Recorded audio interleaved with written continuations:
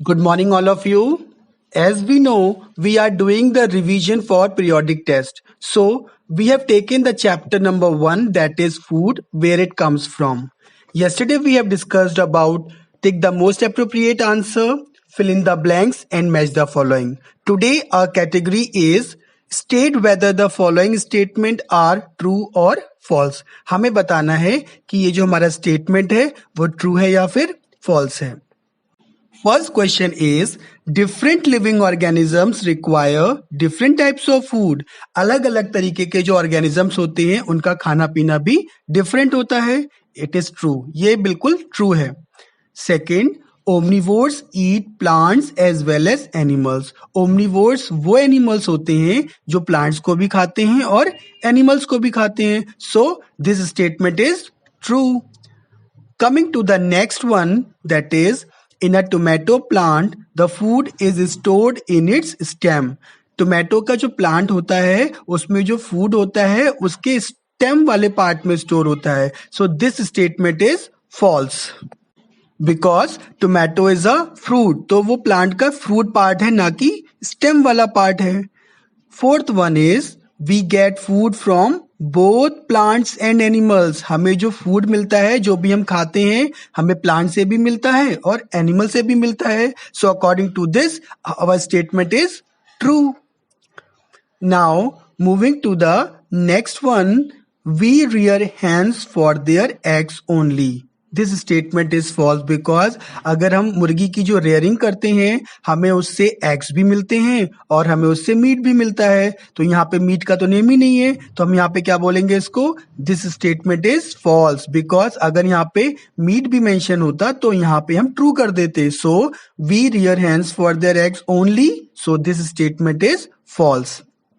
Now, let us talk about the next category, that is give one word answers. आपको statement को read करना है, अच्छे से उसको समझना है, उसके बाद आपको वन वर्ड में आंसर देना है. कभी कभी ऐसा होता है बेटा, 2 वर्ड्स में भी आंसर हो जाता है. सपोज करो 2 आपको नेम देने हैं तो बीच में एंड लगाते हैं और वो आंसर आप देते हैं, तो उसमें ऐसा कोई प्रॉब्लम वाली बात नहीं है. Okay, so first question is name a food item obtained from plants. Plant से मिलने वाला कोई भी एक फूड आइटम का नाम आपको यहाँ पे मेंशन करना है. मैंने सबसे बेस्ट लिखा है, वो है आपका टोमेटो. टोमेटो को बोलते हैं टमाटर. तो ये मेरा ऐसा एग्जाम्पल है जो आपको प्लांट से मिलता है.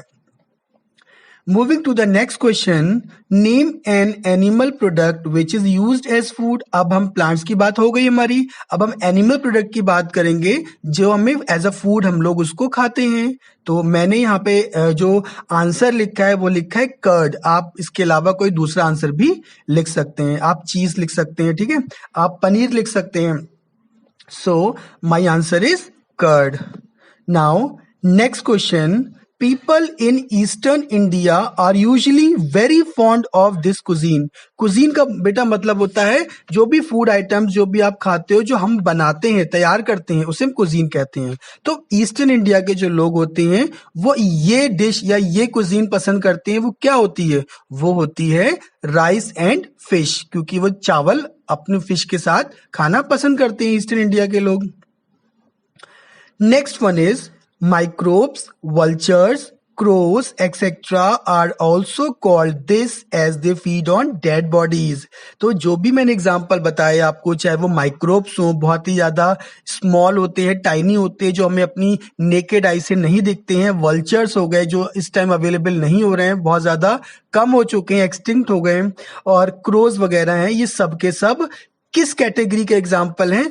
क्योंकि वो डेड बॉडीज पे फीड करते हैं. तो डेड बॉडीज को जो खाते हैं, ऐसे एनिमल्स को क्या कहा जाता है? ऐसे एनिमल्स को कहा जाता है स्कैवेंजर्स. तो आपका यहाँ पे आंसर होगा स्कैवेंजर्स. बेटा एग्जाम में जब भी आप आंसर लिखोगे तो आप ध्यान रखोगे, आप आंसर प्रॉपरली लिखो, स्पेलिंग सही से लिखोगे. बिकॉज बेटा अगर आपकी स्पेलिंग रॉन्ग होगी तो आपका पूरा आंसर रॉन्ग हो जाएगा. और आप ये भी ध्यान रखेंगे कि एस लगाना है नहीं लगाना है, ये सब चीजें आपको अच्छे से तैयार करनी है. Is that clear? Now next question is what is the Indian name of fenugreek. Fenugreek मतलब आपका ये इंग्लिश नेम है, ठीक है, आपको इसका हिंदी नेम बताना है कि फेनुग्रीक क्या होती है. सो फेनुग्रीक होती है मेथी, METHI। मेथी जो घर में हम खाने में यूज करते हैं, जब मम्मी खाना बनाती हैं तो वो मेथी होती है, उसको हम फेनुग्रीक भी कहते हैं। सो ये तो हमारे थे one word answers. Now we will revise our glossary of the chapter that we can say define the terms also. कभी कभी ग्लॉसरी जो होती है डिफाइन द टर्म्स फॉर्म में भी आ जाती है, तो हम उसको वन बाय वन रिवाइज करेंगे। Okay, first one is carnivore. Carnivore कौन से एनिमल्स होते हैं? N animal that eats only other animals. Carnivores वो एनिमल्स होते हैं जो सिर्फ दूसरे एनिमल्स को खाते हैं, वो प्लांट्स को नहीं खाते। Now second is cuisine. Cuisine मतलब food item prepared by us. कोई भी फूड आइटम जो अगर हम तैयार करते हैं वो कहलाता है हमारा cuisine. Next is edible. Edible मतलब that is to be eaten और सुटेबल फॉर ईटिंग। ऐसी कोई चीज, ऐसा कोई सब्सटेंस, ऐसा कोई मटेरियल जो खाया जाता है, जिससे हम खा सकते हैं, और जो चीज हम नहीं खा सकते वो एडिबल नहीं हो सकती बेटा। Is that clear? Now next one is herbivore. Very simple, an animal which feeds only on plants. ऐसे एनिमल जो सिर्फ प्लांट्स को खाते हैं, लीव्स को खाते हैं, वो आपके हर्बीवोर्स कहलाते हैं। वो आपके सिर्फ और सिर्फ प्लांट्स खाते हैं, तो that's why they are called herbivores. For example deer, cow, goat, ये सारे के सारे एग्जांपल्स आपके हर्बीवोर के हैं। नेक्स्ट है आपका इंग्रेडिएंट्स। ये क्या होता है? ऐसे सब्सटेंस जिसमें आपका फूड आइटम्स होते हैं, जैसे कि सपोज करो मैं आपसे कहूं कि मुझे दाल बनानी है, तो दाल के लिए कौन कौन से मटेरियल चाहिए होंगे, कौन कौन से सब्सटेंस चाहिए होंगे, वो उस दाल के इंग्रेडिएंट्स कहलाएंगे। For example dal, salt, water, ये आपके दाल मेकिंग के लिए उसके इंग्रेडिएंट्स हो गए। So for example for cooking vegetable curry, अगर आप वेजिटेबल करी बनाना चाह रहे हैं तो आपको वेजिटेबल्स चाहिए होंगी, स्पाइसेस चाहिए होंगे, मसाले, सॉल्ट चाहिए होगा आपको, वाटर चाहिए होगा, टर्मरिक चाहिए होगा, हल्दी चाहिए होगी। तो ये सारी चीजें जो अगर आपको आपकी नीड है बनाने के लिए आपको वेजिटेबल करी, तो वो जो सारे मटेरियल सब्सटेंस होते हैं उसको हम कहते हैं ingredients. Now nectar, A sweetish secretion by flowers from which bees make honey। एक ऐसा सिक्रीशन होता है फ्लावर्स से। फ्लावर्स से मिलता है सिक्रीशन किसको?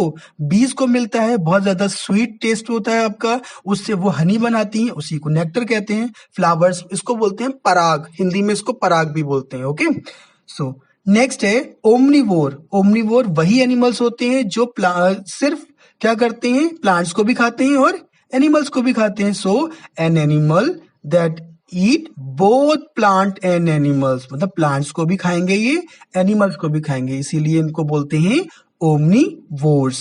Now last one is sprouting seeds. Seeds का स्प्राउटिंग होना मतलब बीज जो होते हैं उसका अंकुरित होना। मतलब आप क्या करेंगे, मिट्टी में डालेंगे बीज, उसको वाटर मिलेगा, मॉइस्चर मिलेगा, न्यूट्रिएंट्स मिलेंगे, तो वो ग्रो करना शुरू कर देगा, जर्मिनेट करना शुरू कर देगा। So the answer is to begin, to grow और जर्मिनेशन ऑफ सीड। सीड का जर्मिनेशन, सीड का ग्रो करना ही स्प्राउटिंग सीड्स कहलाता है।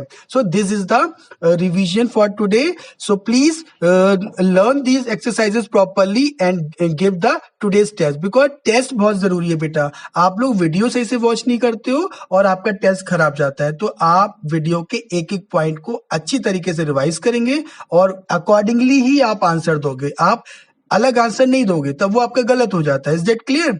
Okay students, thank you and best of luck for your examination.